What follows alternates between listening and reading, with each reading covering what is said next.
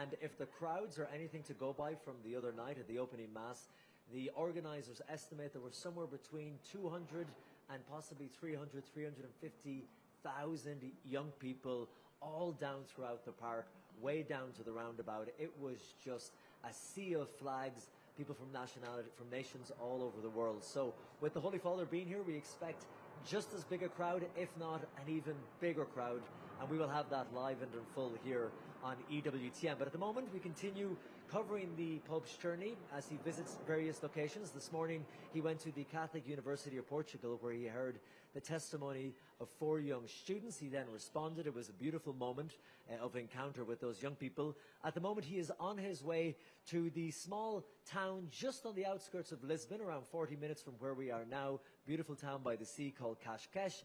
And there he'll be meeting the group Scholas Occurrentes. This is an international organization that Pope Francis himself founded back in Buenos Aires in Argentina. I'm joined, as always, by our great trustee team here, Father Mark, Mary Christina, and Matthew Bunsen. Matthew, this group that Pope Francis found, yes. Tell me a bit about its origins, why it was founded, and the purpose of it. Well, Pope Francis, when he was Cardinal Jorge Mario Bergoglio, the Archbishop of Buenos Aires, was very concerned about the forgotten, the poor, the most vulnerable, something, of course, that he's continued as Pope. And one major concern that he had was that the educational opportunities for the disadvantaged, those who are most vulnerable, simply weren't there.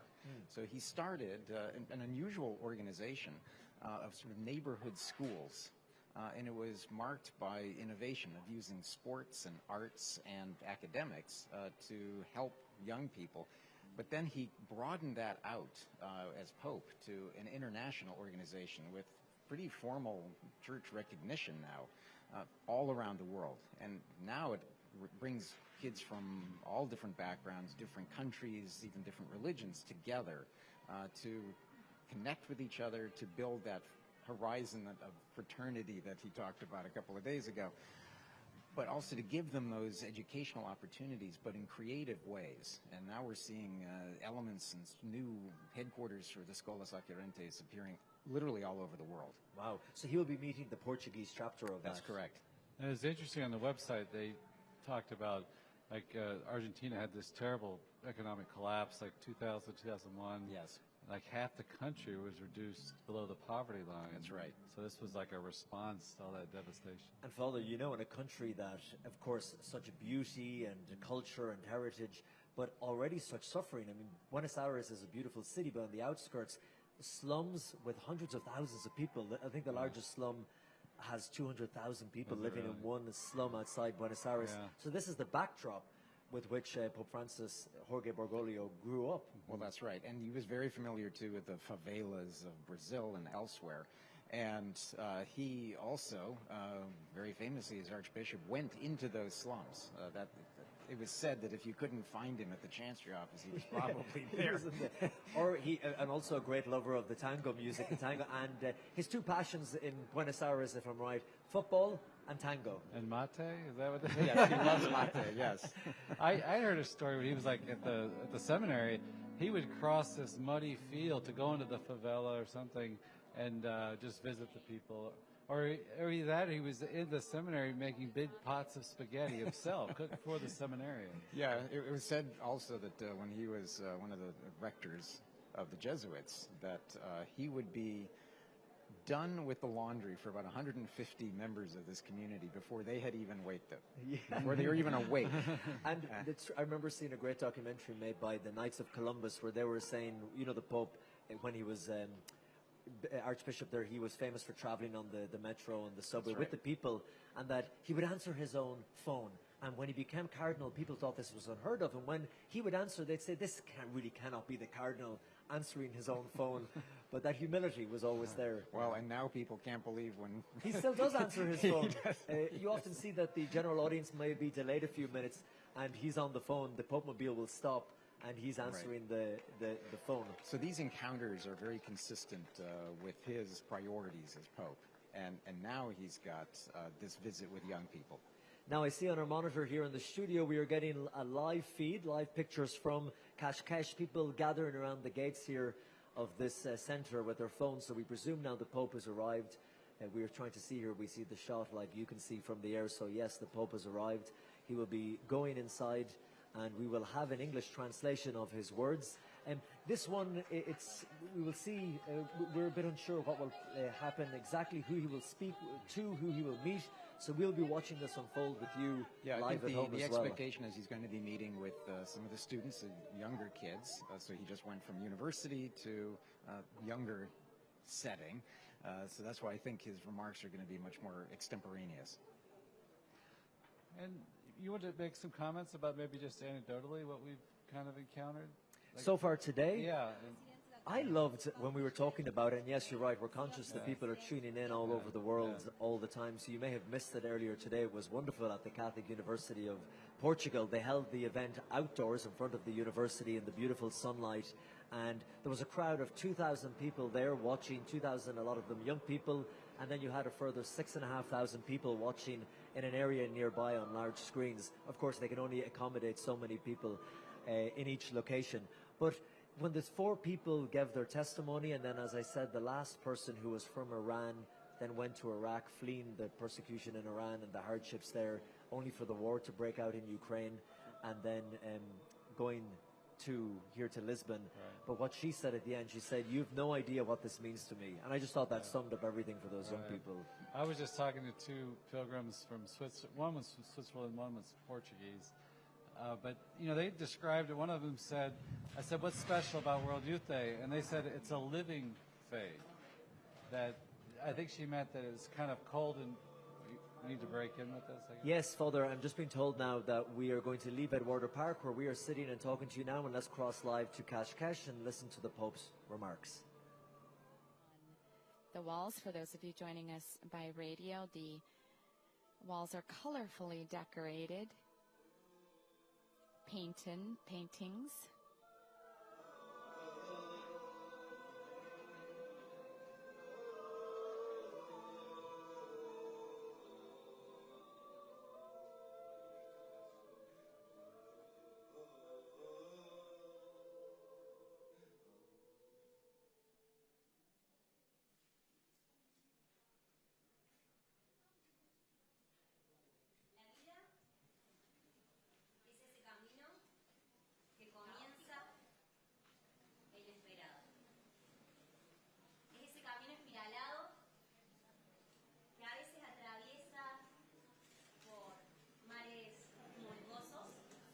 Who is explaining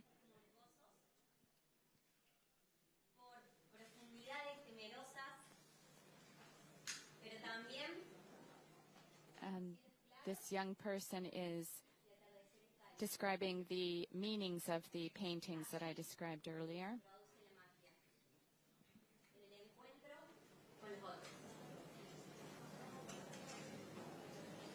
It sounded like she was explaining that it shows the beginning of the way.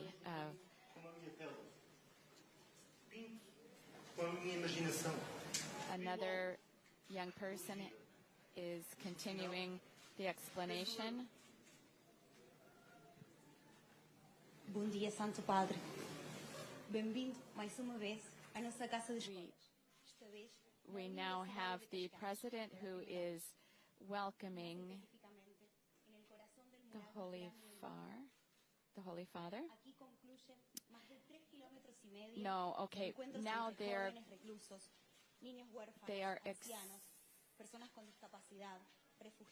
going to be presenting a mural. It's 3 kilometers long, and perhaps this is part of what we're seeing here.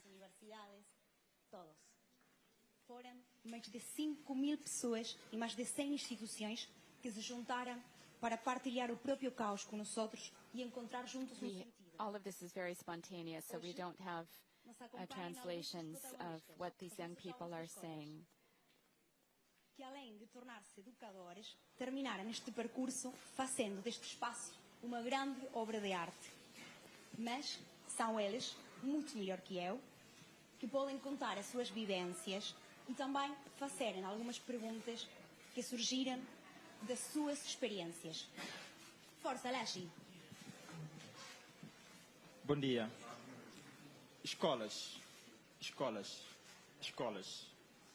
Quando me foi apresentado, não tive dúvidas em aceitar e abraçar, porque é um espaço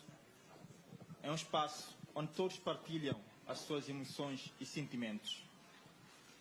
É um espaço onde cada um contribui com aquilo que tem de valores éticos e morais para o bem-estar da comunidade, independentemente da sua religião ou origem. Sou guineense, da Guiné-Bissau, e sou muçulmano, mas sinto-me neste espaço, e como sendo muçulmano, sinto a obrigação He's e dever explaining that me juntar e fazer this parte mission deste goes movimento. beyond Porque o que o Islão também apela the people é a boa who convivência entre participate, as crenças, especially entre as those, diferentes crenças. because Apela e zela pelo bem-estar da comunidade. Apela he's saying that it's a community that welcomes all sorts of people. aquilo que devemos fazer, pelo cuidado que devemos ter com o próximo. E por esta razão, gostaria de It's been a lively experience, really remarkable, because he's had the opportunity to be with people of different religions and cultures, people with disabilities, de tanta diversidade and there's a para lot of ter uma obra de arte. diversity. Obrigado. I think that it's a work of art that a lot of different cultures and different faiths have been participating.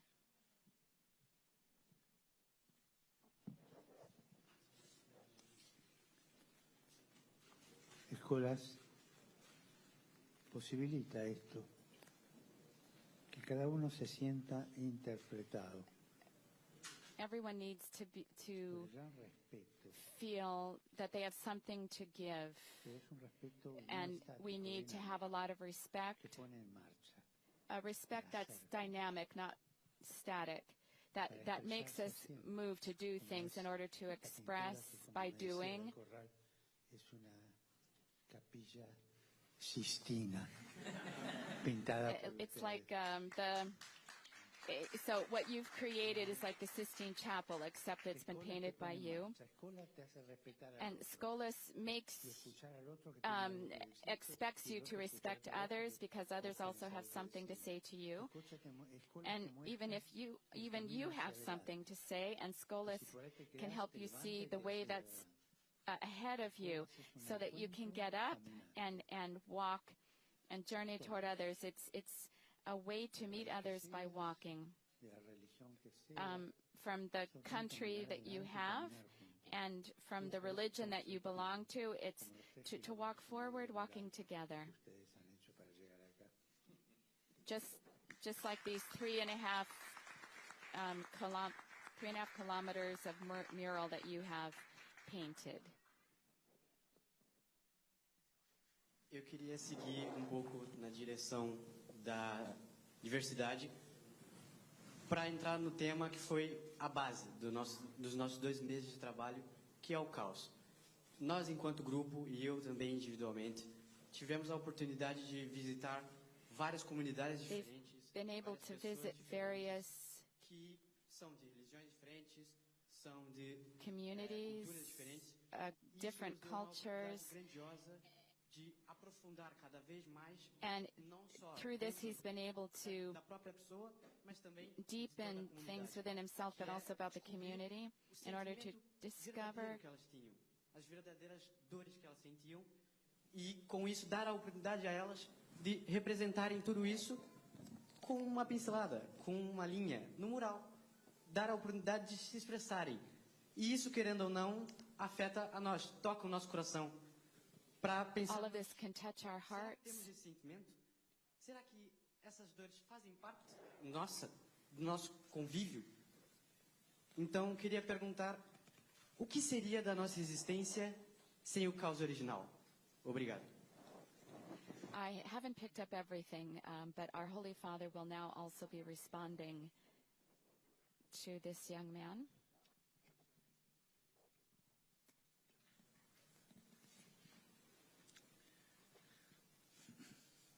Vos decís caos, está bien. You're talking about chaos, and you're talking about crisis. Crisis, ¿sabes de dónde viene la palabra? Do you know where the word crisis comes from?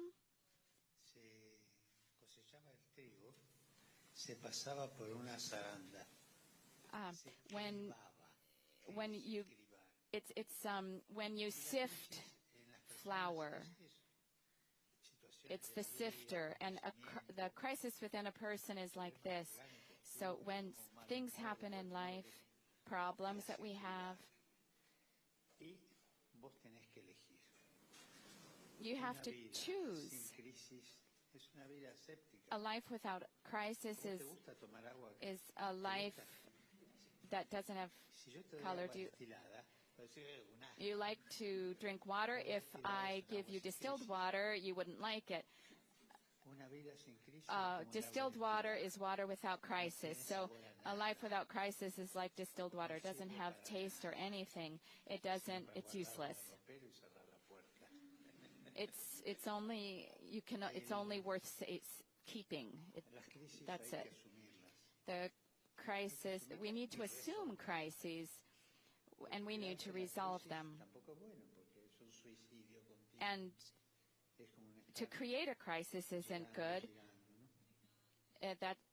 That would be like just saying, like a dog trying to catch its tail. Raramente solo. Y eso también es importante en el grupo de escuela. Caminar juntos para It's also good to confront crises together so that crecer. we're not alone in them, and we move forward and we can grow this way. Aunque sea para comer una Good, good. Keep moving ahead.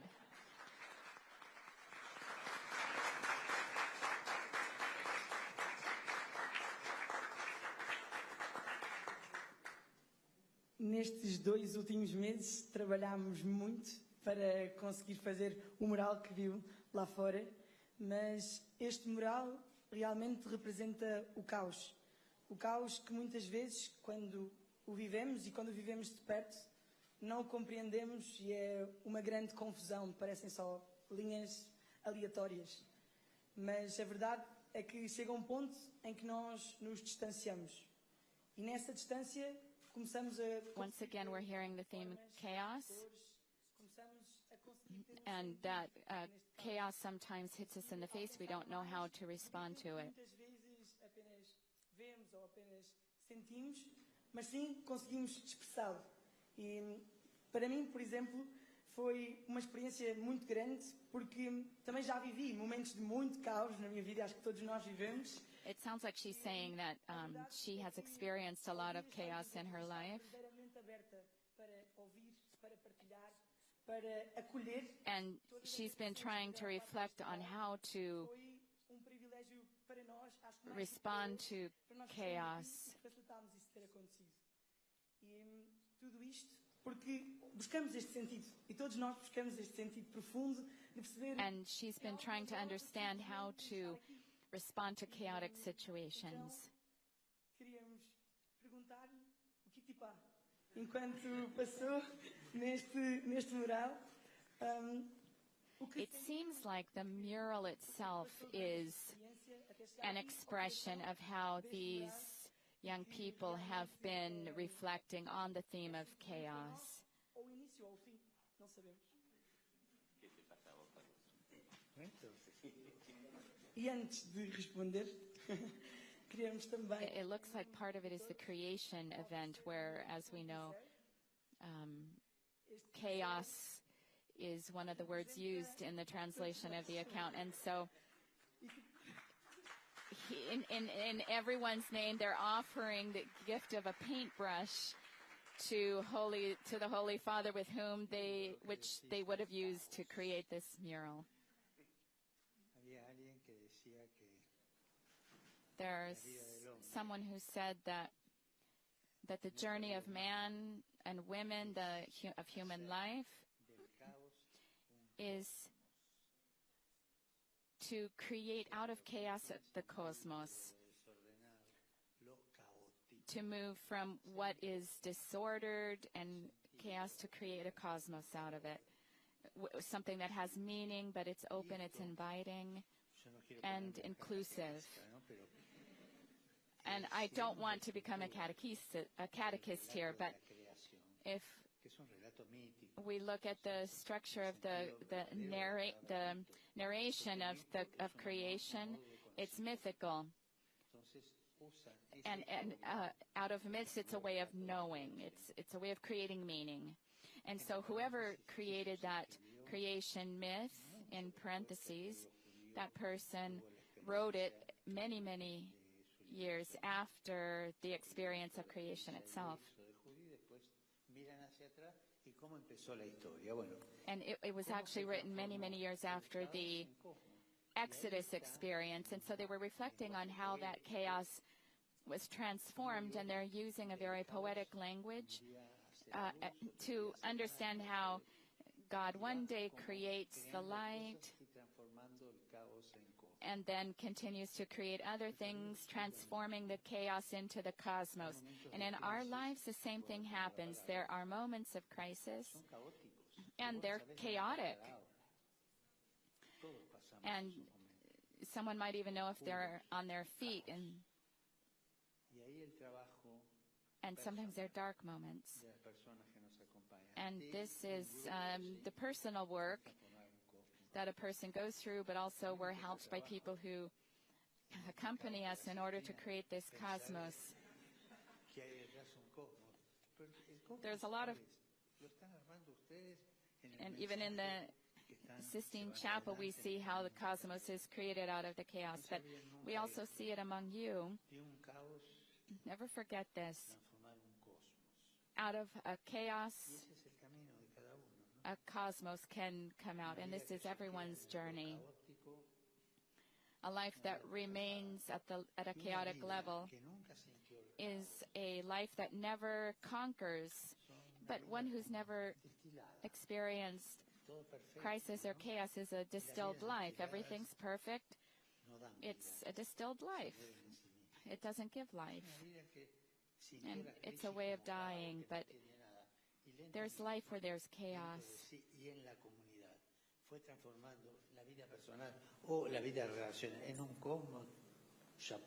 A life that is transformed into a cosmos.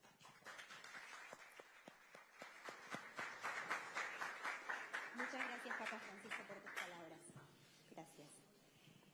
É uma alegria para nós concluir assim este caminho, mas apesar desta experiência terminar, it's a joy for us to conclude this journey with the hope that what we have painted will not end, but will open another path. In fact, each part of the mural has been an experience. It's a synthesis of the artistic world and the virtual world. And so they're going to be unveiling the last part of the mural.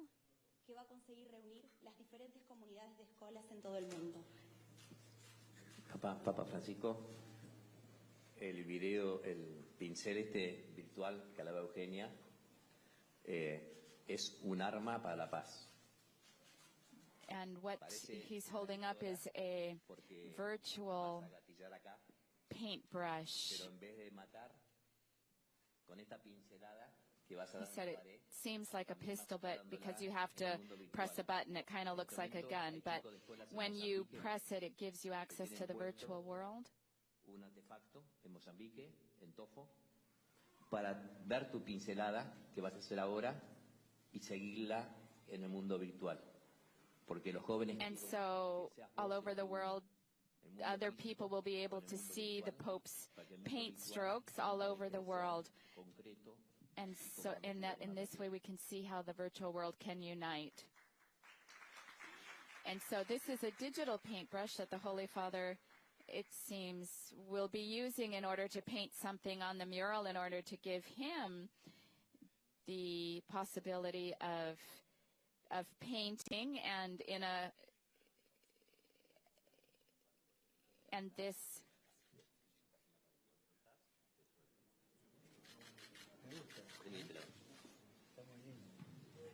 And now he's trying out this. Oh, we see him. It actually paints on the wall.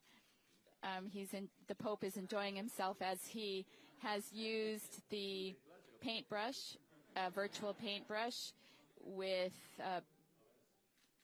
green paint, and he's adding his own touch to the mural on the wall.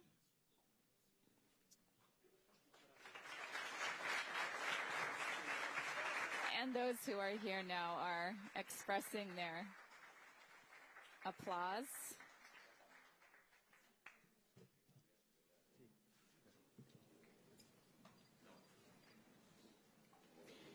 Here, too, is the President of the Republic, it seems, who's been accompanying the Holy Father throughout the trip. He was also present yesterday,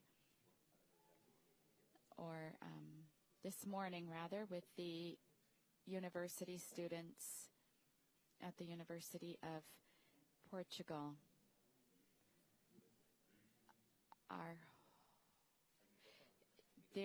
The gift now is being presented of an icon. It's the story of the Good Samaritan.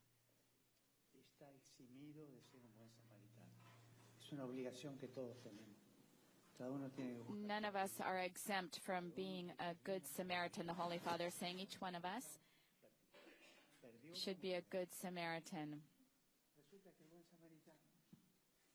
And the Good Samaritan, we can see on the ground.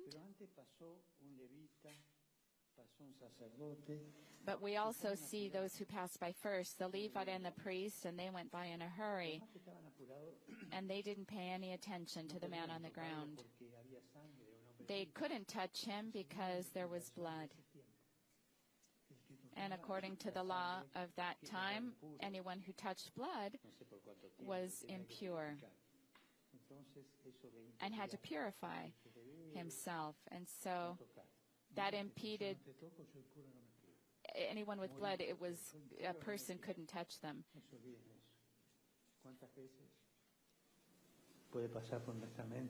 So this is the gift that we see our Holy Father will be leaving with the headquarters. How many times we prioritize legal purity to getting near to other people.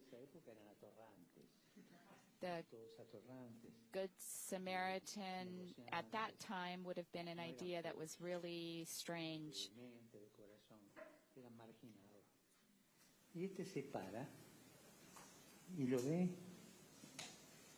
And yet, this other person who is coming, he may have been a merchant.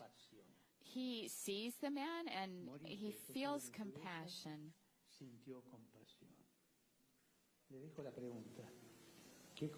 I'm going to ask you a question. What makes you feel compassion?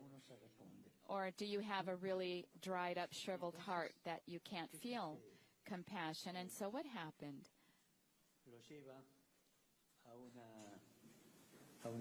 The man brings the wounded man to an inn.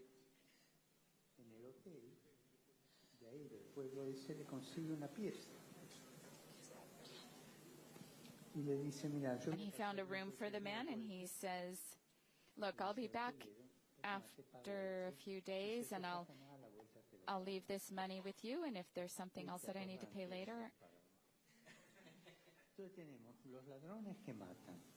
This is someone who paid well. So there's the Good Samaritan who took care of the person, and then we also see the other two with their backs are kind of turned away so that they don't get impure. And Jesus he's pointing to the person who had compassion. This person is near to the reign of kingdom because he had compassion. Where am I here in this picture? Am I helping the person? Or am I dirtying my hands? At times in life, we need to get our hands dirty in order not to get our hearts dirty. Our Holy Father explaining to the young people here the icon that he's leaving as his gift to the headquarters of Scholas Occurrentes here in Cascais in Portugal. Desearme bendición a mí después. And he's giving them a blessing, but he's saying, that I want you to promise that you will also bless me.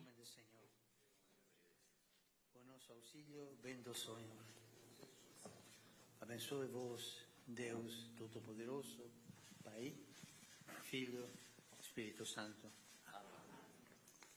Recen por mí. Pray for me. And if you can't pray, or if you don't feel that way to pray for me, send me good thoughts.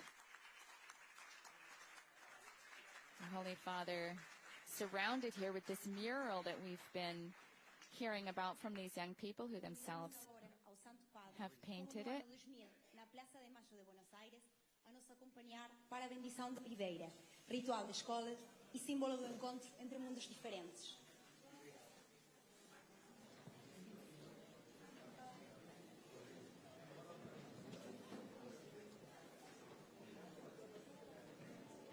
And so there was a final greeting.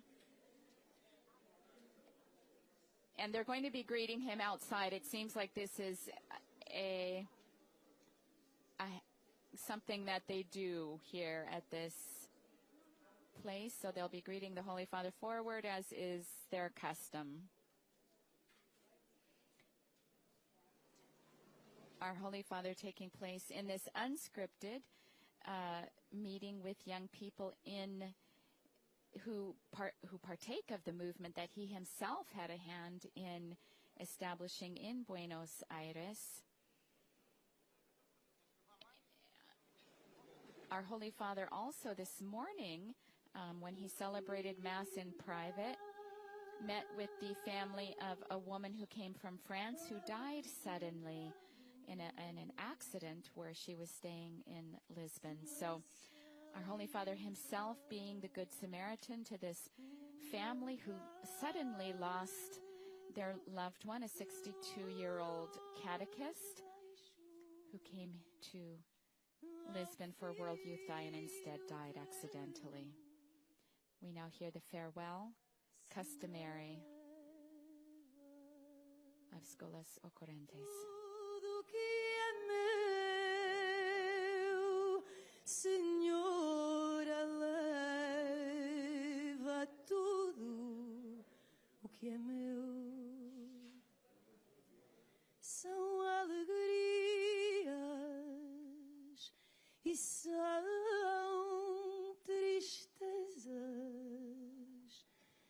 São os meus dias, toda a beleza que sempre encontro em meu viver. Senhora, venho agradecer. Senhora, venho agradecer o amor que sinto em seu olhar, calma que encontro em seu escutar. Senhor, aceita o meu recado. Senhor, leva tudo que é meu. Assim me encontro ajoelhado. Assim me dou ao Filho teu. Amor que sinto em seu olhar, calma que encontro The Holy Father is now leaving the building where he's been meeting with the young people from Scholas Occurrentes.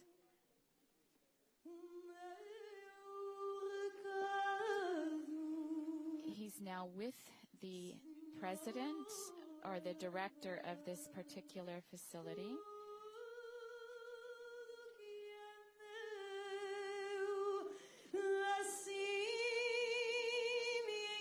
His name is Jose Maria del Corral, and together with Pope Francis, they're giving the finishing touches to the planting of this olive tree. It's a symbol of peace. Muito obrigada, Cuca, embaixadora da Scholas em Portugal, por nos acompanhar com o teu talento desta origem deste espaço. E se falamos de origem, falamos de dois grandes símbolos de escolas, Oliveira e a Rola de Cá, sinônimo de gratidão e beleza. The song that we heard is one characteristic of greeting in Portugal.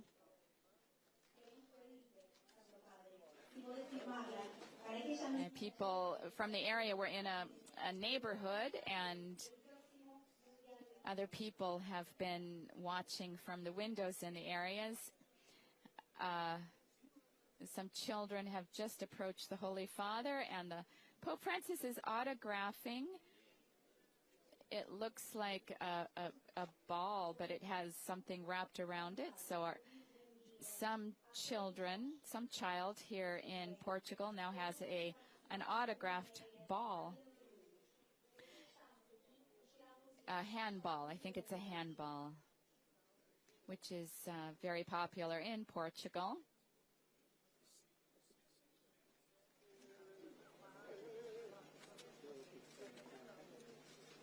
And our Holy Father now taking the microphone. Who is blessing the olive tree that he's helped plant, give the finishing touches to the planting of this olive tree. And now with a watering can, he's also giving it a bit of water. There's a hole dug in the ground, and the olive trees are still in the original pots from the nursery, and so those will be transferred now.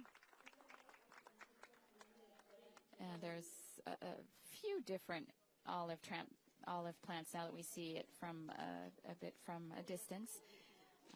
So it looks like they'll have a few olive trees that will be planted there. And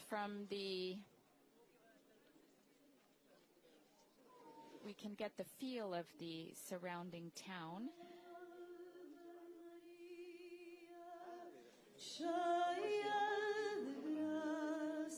And we hear now the singing of the Ave Maria.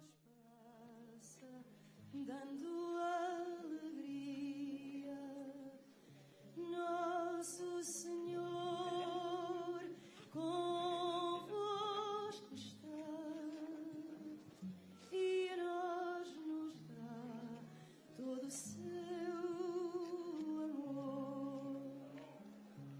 Rogai por nós, os pecadores, das nossas dores, ouvi.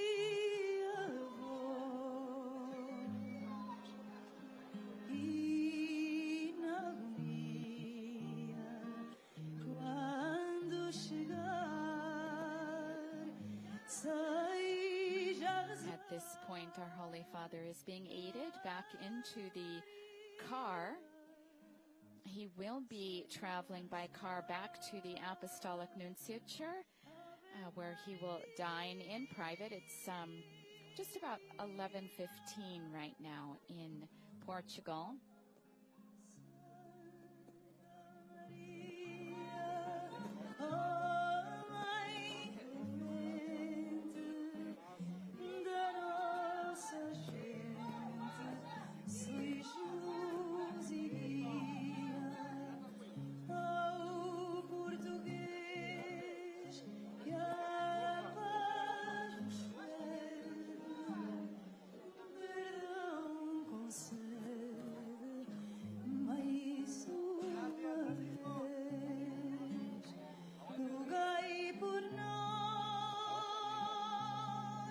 Father with a beautiful smile on his face as he waves goodbye as the car begins to take him back on his journey to the Apostolic Nunciature.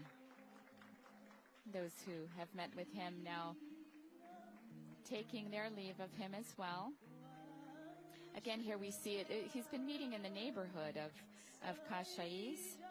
As we said, a port town, a tourist destination that also became the home to the last exiled king of Italy when the Republic of Italy was formed.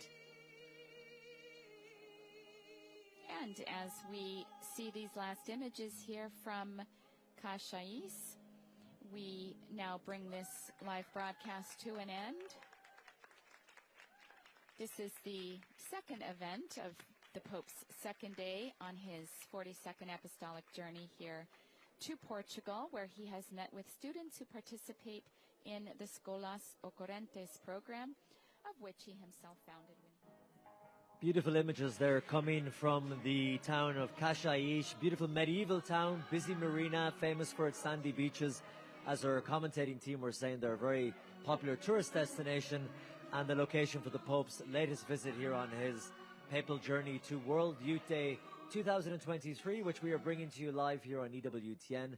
If you've just joined us, I'm Colin Flynn with Father Mark Mary Christina and Dr. Matthew Bunston. We are coming to you from our broadcasting centre here at Eduardo Park in Lisbon, around 40 minutes from the images we've just been watching live from that small coastal town. And it was lovely to see the Pope meeting again the young people as part of that movement which he helped to create back in Buenos Aires in his home country of Argentina, and giving them the icon, the gift of the story of the Good Samaritan, pointing to it, and this was all off the script, of course. Yes, it was. And saying, who are you in this image? Are you the person who passes? Are you the person who gets down and helps? And I love the moment when he said, are you the person who gets his hands dirty? Sometimes we have to get our hands dirty so as not to get our hearts dirty, which was a lovely way to put it. Yeah, and that question that he asks, that we are all asked, who is my neighbor? Yeah, and for this community, the questions that he was receiving is a very relaxed atmosphere. I like the way that they ask him questions. They have a brief comment, and then the Pope responds. The question of chaos, I think, came up, and crisis, and the Holy Father trying to give one of those off-the-cuff answers that he frequently does, talking about how God always brings order out of chaos. And then also the image, I think, of this visit especially is him holding a paintbrush that the people are going to remember for a long time. We were trying to figure this out. They were saying a virtual paintbrush. Now, I've never heard of a virtual paintbrush. Maybe they meant airbrush or something, because then, or a translator who did a wonderful job, by the way, she was saying, no, it actually is spraying something onto the canvas. So it was lovely, that informality, to see the Pope being handed the paintbrush and to contribute to that art that was already on the canvas or on the wall there. I always feel like you hear the pastor coming out in him, like preaching a lot as a priest and everything, and that you give these messages in a way that you could tell he's very familiar with. And of course, you know, that icon and that story is so close to him about showing mercy, being compassionate. Who is your neighbor? Well, it's the guy you come across, everyone. It's broadened to everyone. I'm sorry. Go ahead, please. Well, I like the image, too, of the distilled water, you know, that nobody wants to drink distilled water. I think it's even bad for you. It leaches stuff out of you. But, you know, you never think of that, but water does have some kind of taste, right? In these chaotic situations we have in life, that God can, as he put, create a cosmos out of the chaos, like as in Genesis, you know, separating dark from light, or in the void, you know. He brings life, he brings land and firmament and stuff like that. So God can take these sufferings, difficulties in life and make a beautiful creation, that we are to confront them together, to learn and grow together, to walk together. And there's so much true, because we don't believe alone, right? Mm-hmm. We believe as a community. We believe in the body of Christ. We believe that we profess that faith together. It's a living faith that we have received from others. It's been handed on to us. And I need other people's witness of faith, and they need my witness. We had the testimonies this morning from the university students, Mahur in particular from Iran, and you were documenting her difficulties in life, the crises that she has faced. And I was thinking about her when Pope Francis was answering the young man about crisis and chaos. Because as Francis says, without crisis in life, it has no flavor. Life has no flavor, he said. And this idea that we can somehow avoid crisis, that we can avoid chaos in our lives, simply isn't true. It's going to happen. But how we respond to that, how we react to that, I think was one of the points that Francis was making. And actually, Matthew, to your point, if some of our viewers missed that story this morning of that beautiful young lady who was speaking about her journey from Iran, then to Ukraine, and here to Portugal, our colleagues at CNA have already produced a short story on that, so you can go online and look for that, CNA, and some stories of the Así students. Prensa is also has a beautiful piece. It's in Espanol, in Spanish, yeah. Wonderful. Our Spanish partner. And just to give you at home an idea of this meeting we've just watched live along with you, how relaxed this is. You know, this morning and in other cases when we see the Holy Father meeting young people, like this morning at the Catholic University of Portugal, we are given in advance a list of who will be speaking, their full names, their ages, and we're given more or less a rough idea of what they will be saying to the Holy Father, and the Holy Father maybe a general idea of how he will respond. So we have all that information ahead of time, so we know who is there and who will be speaking for what length of time. But for this meeting, we had nothing. It's the Pope is going to meet young people. That is it. When we were watching this with you, we were watching it unfold, which is the beauty of it as well. Right. The painting, the planting of the olive tree, the young people standing up, expressing, all of that is off the script, which is wonderful for the whole, to be able to have that relaxed environment. With You feel like you really get to know him better when he acts, spontaneously speaking kind of from the heart, and that immediacy of the interaction. Yeah, I always love to see that in the Holy Pope, in the popes. Yeah, where we're seeing a pastor at heart. He is a very pastoral pope, an intensely pastoral pope. Translation sometimes can get a little confused in terms of what he's actually saying or means to say. But this is also the great challenge that any pastor has of communicating the truths of the faith in a way that anyone can understand, especially young people. And I know that's one of the great challenges for any theologian, to be able to reduce the mystery of the incarnation in a way that a child can understand. And as well, to be fair to our translating team across the few days, as people are tuning in and will be watching all the events, when you hear the various translators, the difficulty for them as well, translating live. Exactly. And it could be a complicated message that Pope Francis is trying to get across, and they're listening to it and trying to translate it in their mind, and they have other voices from directors and producers too. So it's a difficult thing to try and get it across. But that's with the beauty of television. We can see the images, and a picture paints a thousand words, an image does. So seeing the young people and just their faces and their joy is wonderful. Yeah, and we kind of got interrupted, but I was talking about a couple of young people I just met, and it was great, to talk to them, to hear them, what their experience has been. And they used the word like a vibrant experience, to see like a living faith in the people they've encountered here, and believing together, different from my experience back home in Switzerland. She was the German-speaking part of Switzerland, and one of them had crutches. She had some disability, and I was asking her, how did you get along? Coming to the to the first opening mass. And she said, people were very good to me. They helped me. And it was interesting when the Pope was talking earlier to the students at the Catholic University of Portugal. One thing he mentioned that you referenced afterwards when we were talking about it was the simple gestures of charity.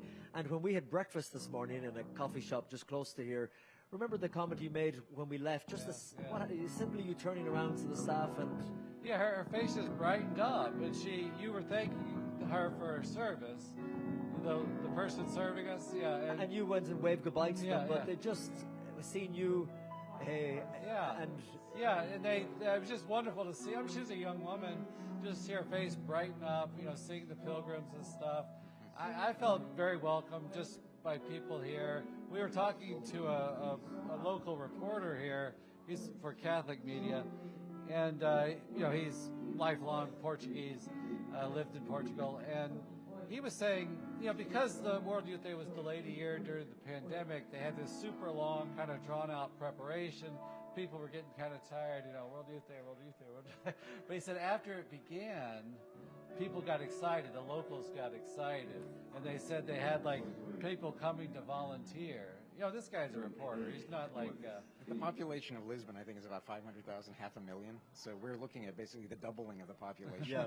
And when we came here a few months ago with the crew and we went around talking to people, some of the Portuguese that we met were like, oh, like you said, we've only 500,000 people here. Now we're going to get 1 million people. The traffic will be bad. The trams will be full.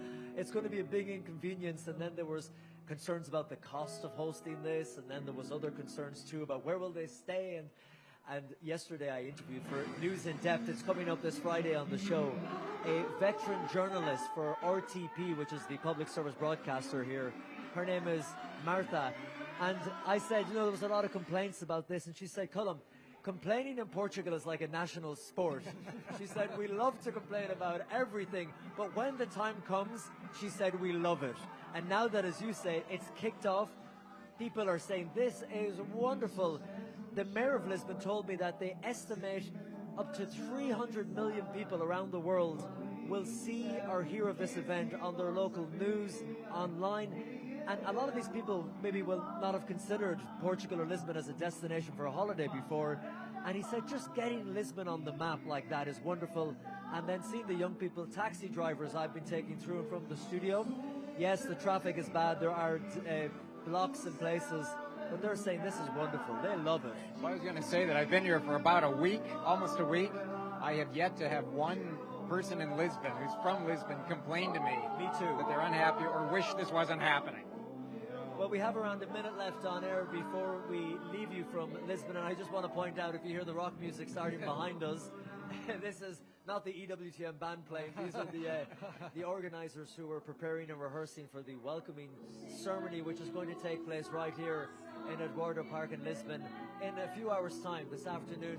If you want to check what time it's on in your local area, you can go to ewtn.com/WYD. That's ewtn.com/WYD, and you can get all the information. And it's going to be an amazing welcoming ceremony. The Pope will be here as well. They'll have the bands, they'll have dancers, they'll have a procession of flags. Something to look forward to, Father Mark. Oh, definitely. All the flags and the excitement. The young people, when they see the Pope, it's going to be a lot of excitement and fun. Can I end by just asking you the significance of when we watched the Pope and he was leaving Cascais and the young people, he went outside to plant the olive tree. A reminder, the significance and importance and symbolism behind that. I would think peace, right? Usually the olive tree is peace, and you know, the Holy Father has worked hard for peace and reconciliation, interreligious dialogue. So I think it's very much a strength and priority for him. In an era of crisis and war, we're all thinking of Ukraine, and I think the Holy Father is going to have a lot more to say about that, not just today, but in the days to come. The symbolism of the olive branch, the olive tree is there, planting for peace in the future. Olive trees also can last for a very long time. I think of the olive trees in the Garden of Gethsemane, that this has meaning and lasting presence. And I think that's what the Holy Father is trying to do here, to have that lasting presence and peace for the world. Well, it's beautiful symbolism. It was a beautiful moment, and just listening to the music here and seeing the young people gather, this is going to be a great welcoming ceremony later on today, and we'll be covering it here live in EWTN. We have a special preview show where not only will we be building up to the event, but we'll be showing you more of the young pilgrims who have come from all over the world, including some of the volunteers, and a very special tour of this ancient city of Lisbon. And to wrap up from what we were covering, I love the beautiful moment, of course, when the Pope said, I will pray for you, young people, but he said, but you have to promise to pray for me too. And that's how we ended it. And we will end it by saying thank you for watching. Go to ewtn.com/WYD for more details of all the content that will be live on EWTN across the week. But for just now, we will join you again in a few hours here live from Lisbon. Until then, take care, thank you for watching, and God bless.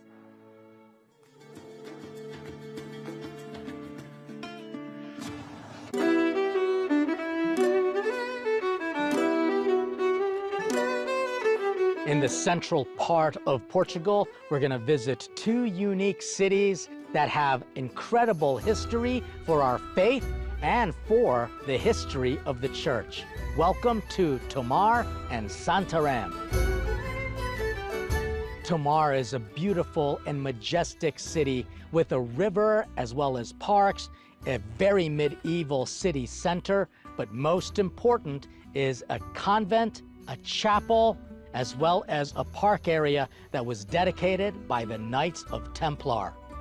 While many stories surround the Knights of Templar, we know that the majority of them were financial, institutional experts which helped promote the Catholic faith around the world. Some of them were also dedicated to the protection of the Catholic faith from the Moors in the 12th century. The convent